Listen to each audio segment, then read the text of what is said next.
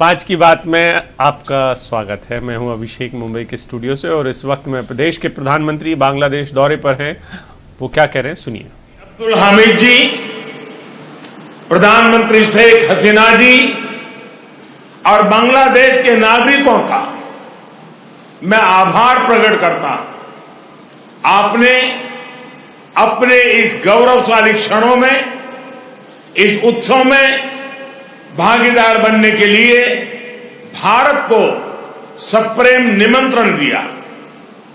मैं सभी भारतीयों की तरफ से आप सभी को, बांग्लादेश के सभी नागरिकों को हार्दिक बधाई देता हूं।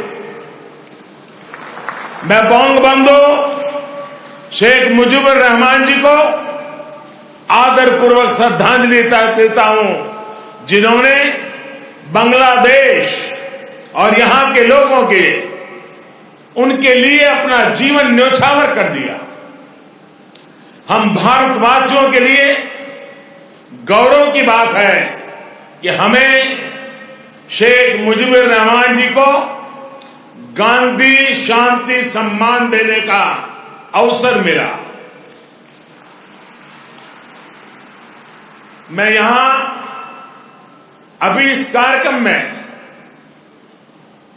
भव्य प्रस्तुति देने वाले सभी कलाकारों की भी सराहना करता हूं। बंधुगण, मैं आज याद कर रहा हूं बांग्लादेश के उन लाखों बेटे बेटियों को जिन्होंने अपने देश, अपनी भाषा, अपनी संस्कृति के लिए अनगिनत अत्याचार सहे, अपना खून दिया, अपनी जिंदगी दांव पर लगा दी। मैं आज याद कर रहा हूं मुक्ति युद्धों के शूरवीरों को। मैं आज याद कर रहा हूं शहीद धीरेन्द्रनाथ दत्तो को, शिक्षाविद रफीकुद्दीन अहमद को, भाषा शहीद सलाम, रफीक, बरकत, जब्बार और शाफिऊर जी को। मैं आज भारतीय सेना के उन वीर जवानों को भी नमन करता हूं जो मुक्ति युद्धों में बांग्लादेश के भाई बहनों के साथ खड़े हुए थे, जिन्होंने मुक्ति युद्ध में अपना लहू दिया, अपना बलिदान दिया और आजाद बांग्लादेश के सपने को साकार करने में बहुत बड़ी भूमिका निभाई। Field marshal Sam Manekshaw, general Arora, general Jacob, lance Naik Albert Ekka, group captain Chandan Singh, captain Mohan Narayan Rao Samant, ऐसे अनगिनत कितने ही वीर हैं जिनके नेतृत्व और साहस की कथाएं हमें प्रेरित करती हैं। बांग्लादेश सरकार द्वारा इन वीरों की स्मृति में आशुगंज में वॉर मेमोरियल समर्पित किया गया है। मैं इसके लिए आपका आभार व्यक्त करता हूं। मुझे खुशी है कि मुक्ति युद्धों में शामिल कई भारतीय सैनिक आज विशेष रूप से इस कार्यक्रम में मेरे साथ उपस्थित भी हैं।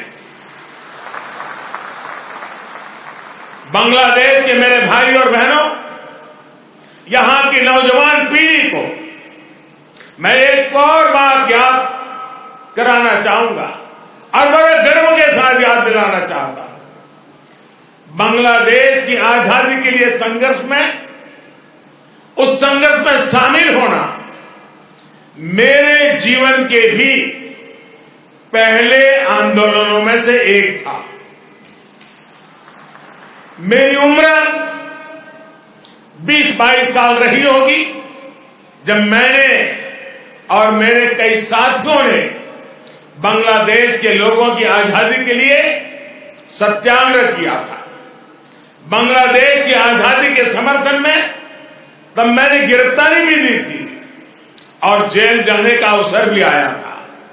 यानी बांग्लादेश की आजादी के लिए जितनी तड़प इधर थी उतनी ही तड़प उधर भी थी। यहां पाकिस्तान की सेना ने जो जघन्य अपराध और अत्याचार किए वो तस्वीरें विचलित करती थी। कई दिन तक सोने नहीं देती थी। गोविंदो हल्दर जी ने कहा था, एक সাগর রক্তের বিনিময়ে বাংলার স্বাধীনতা আনলে যারা, আমরা তোমাদের ভুলব না, আমরা তোমাদের ভুলব না। यानी जिन्होंने अपने रक्त के सागर से बांग्लादेश को आजादी दिलाई, हम उन्हें भूलेंगे नहीं, हम उन्हें भूलेंगे नहीं। बंधुगण, एक निरंकुश सरकार अपने ही नागरिकों का जनसंहार कर रही थी।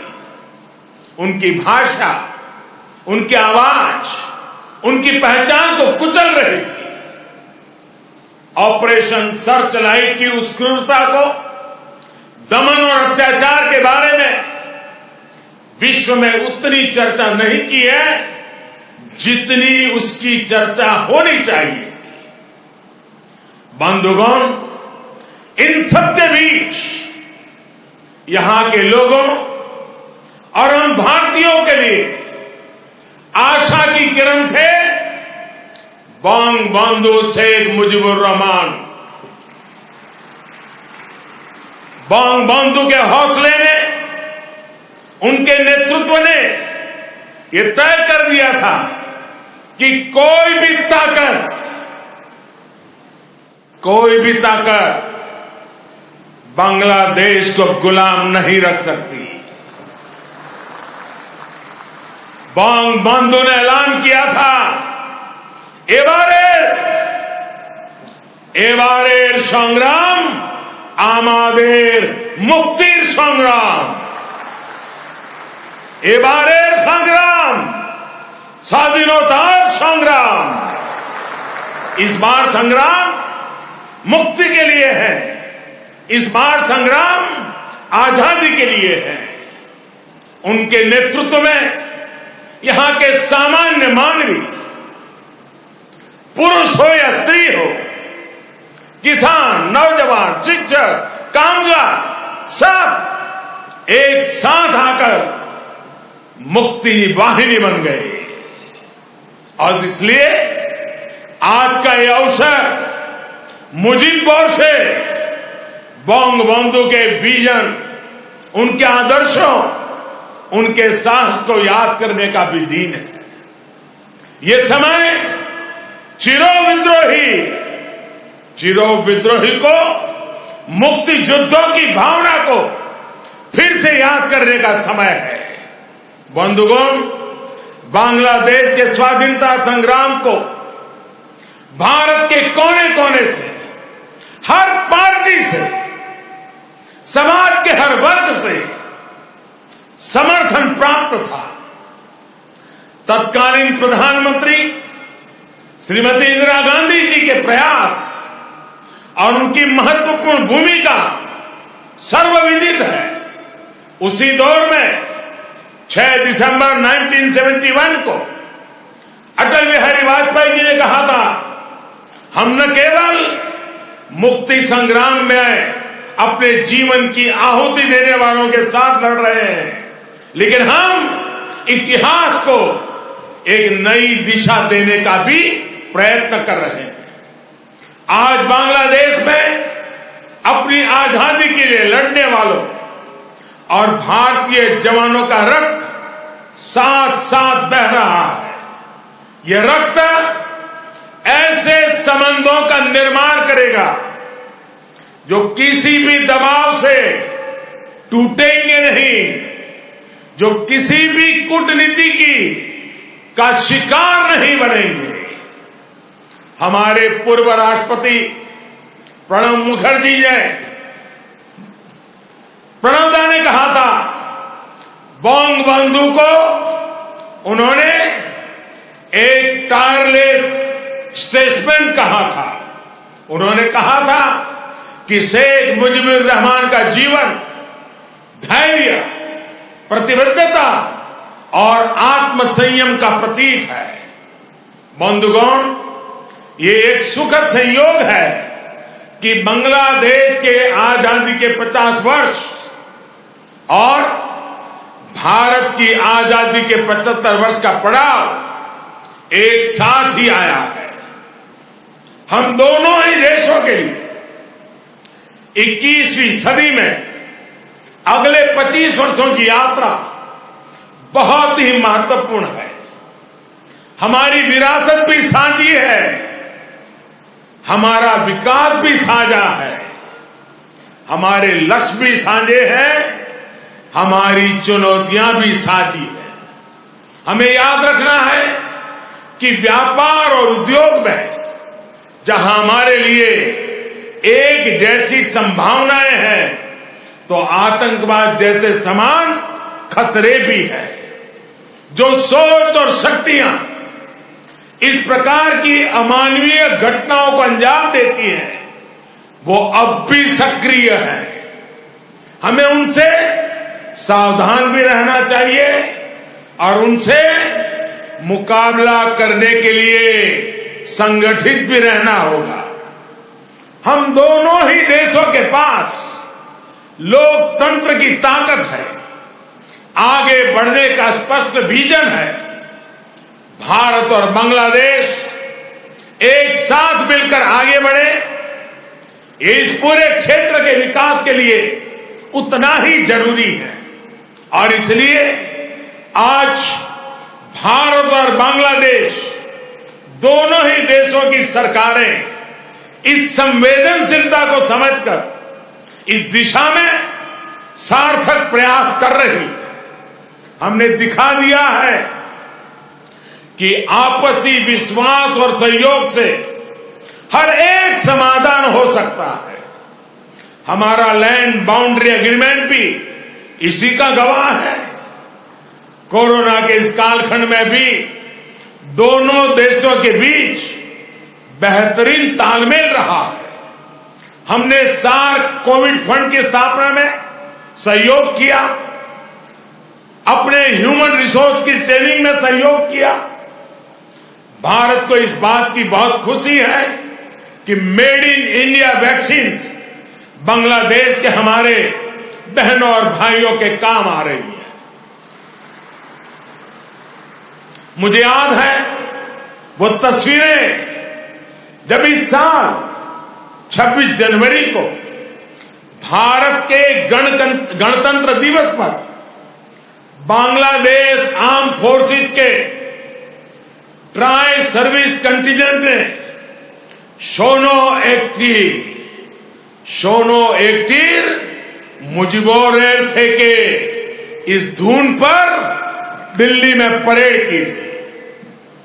भारत और बांग्लादेश का भविष्य सद्भाव भरे, आपसी विश्वास भरे ऐसे ही अनगिनत पलों का इंतजार कर रहा है।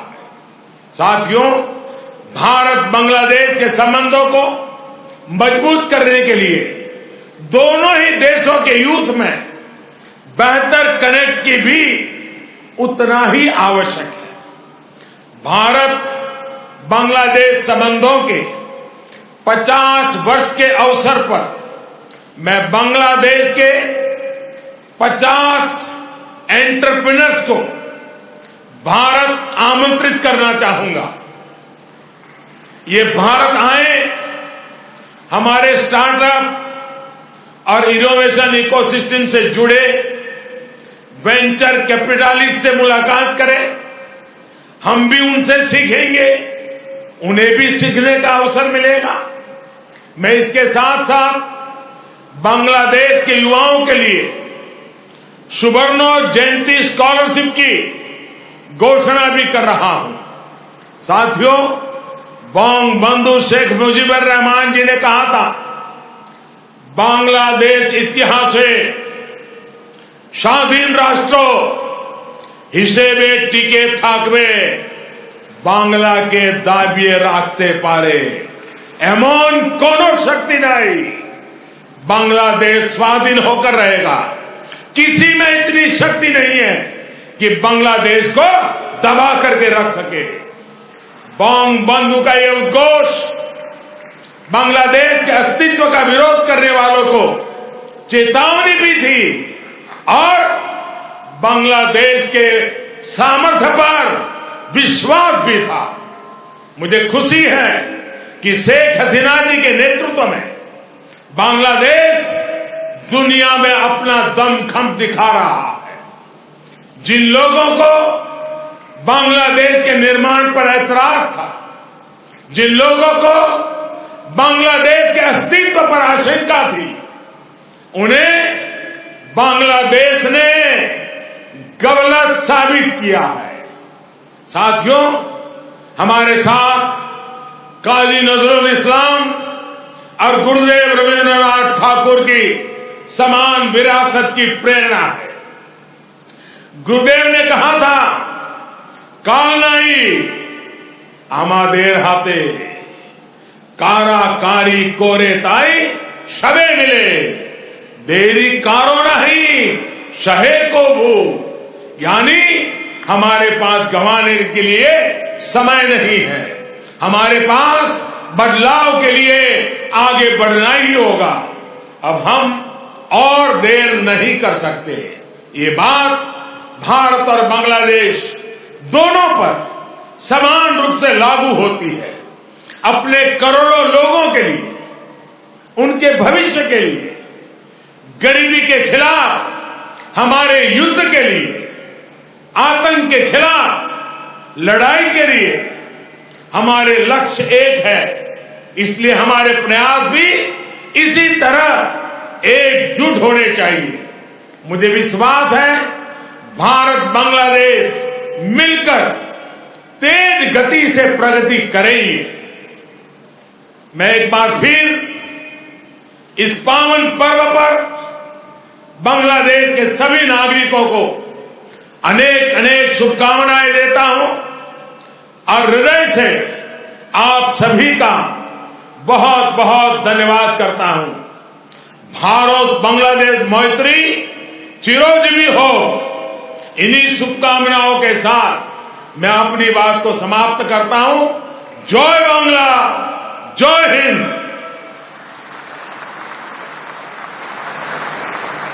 আন্তরিক ধন্যবাদ ভারতের মাননীয় প্রধানমন্ত্রীকে তাঁর মূল্যবান বক্তব্যের জন্য।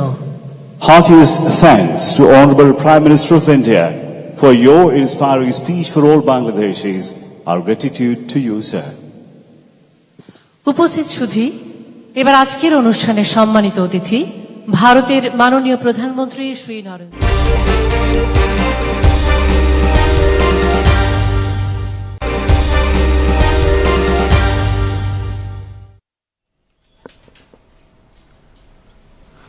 तो बात करते हैं निकिता हत्याकांड की, जिस मामले में हरियाणा से सटे हरियाणा के बल्लभगढ़ में एक कॉलेज के बाहर निकिता की हत्या हुई थी। निकिता तोमर हत्याकांड 1 साल पहले हुआ था। इसमें तौसीफ और रेहान को अब उम्र कैद की सजा सुनाई गई है।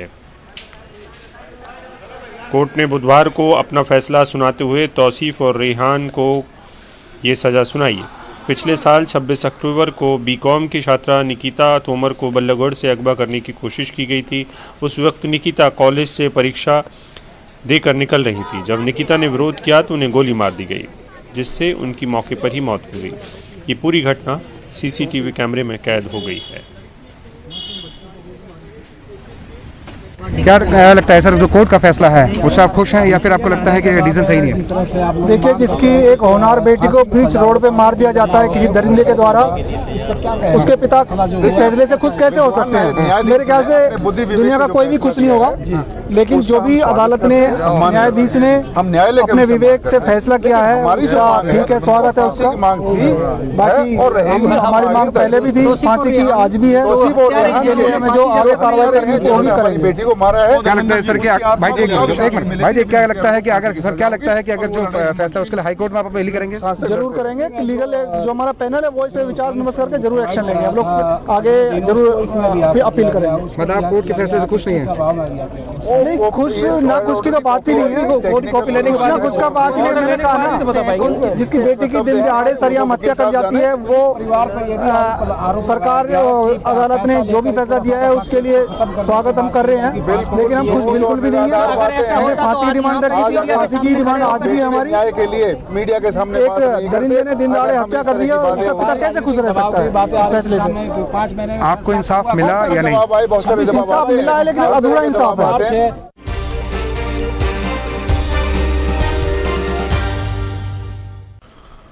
और पश्चिम बंगाल और असम के में 27 मार्च यानी कल होने वाले पहले दौर के मतदान के लिए लगातार तैयारियां पूरी हो चुकी हैं। और आप सबको पता है कि नंदीग्राम में किस तरीके के हालात बने हुए हैं, क्योंकि सबसे ज़्यादा जो जोर दिखाई दे रहा था वो वहाँ पे दिखाई दे रहा था। पश्चिम बंगाल में ममता बनर्जी की रैली है। पहला चरण जो है वो 27 मार्च यानी कल होने वाले पहले दौर के मतदान के लिए चुनाव प्रचार पहले ही खत्म हो चुका है। अब पश्चिम बंगाल में अगले दौर के लिए चुनाव प्रचार अभियान तेजी पर है। पश्चिम बंगाल की मुख्यमंत्री ममता बनर्जी ने आज पश्चिमी मिदनापुर में रैली करके बीजेपी पर निशाना साधा और गृह मंत्री अमित शाह आज असम के कामरूप जिले में थे। वहां उन्होंने रैली करके AIUDF और कांग्रेस के गठबंधन पर हमला बोला। अमित शाह ने कहा कि राहुल गांधी का कहना है कि बदरुद्दीन अजमल असम की पहचान है, कांग्रेस कितना भी जोर लगा ले हम उन्हें असम की पहचान नहीं बनने देंगे। लैंड जिहाद के माध्यम से आसाम की पहचान को बदलने का काम बदरुद्दीन अजमल ने किया है और वही कांग्रेस पार्टी आज बदरुद्दीन अजमल के साथ आई है। मैं आपको कहना चाहता हूं मित्रों, एक 5 साल का मैंडेट दे दीजिए, आसाम को पूर्णतया घुसपैठिया मुक्त कराने का काम ये भारतीय जनता पार्टी की सरकार। एक जमाना था कांग्रेस के ही मुख्यमंत्री तरुण गोगोई कहते थे हु इज बदरुद्दीन अजमल। आज तरुण गोगोई को स्वर्ग में जवाब मिल गया होगा। राहुल गांधी कहते हैं बदरुद्दीन अजमल आसाम की पहचान है। मित्रों, अगर गलती से भी कांग्रेस और बदरुद्दीन की सरकार आई तो आसाम के अंदर फिर से घुसपैठियों की बाढ़ आएगी, फिर से घुसपैठियों की बाढ़ आएगी।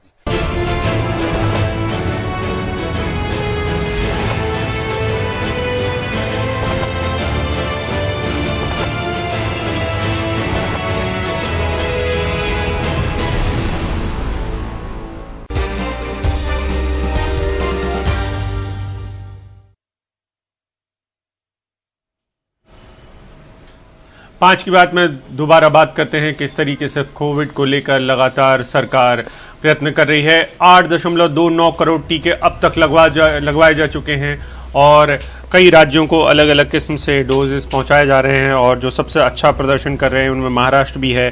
कोवैक्सीन के 1 करोड़ डोज भेजे गए हैं, कोविशील्ड के 7.29 करोड़ डोज भेजे गए हैं, यानी कुल मिलाकर 8.29 करोड़ टीके भिजवाए गए हैं राज्यों को।